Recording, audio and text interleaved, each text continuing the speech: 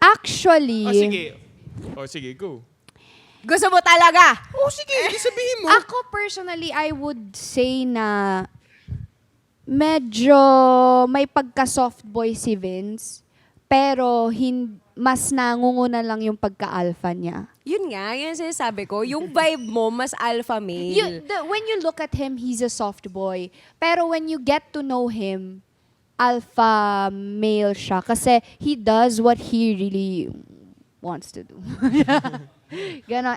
Hindi siya kumbaga yes na. Yung alam mo yun, kumbaga may boundaries.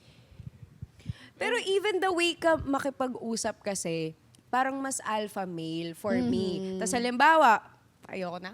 Sige, go! Sabihin mo! Halimbawa, pag may problema, ganyan. Like, ano ka, yung parang, ayoko pag-usapan. Ganon ka. Kinasoft mo yon. Ano siya?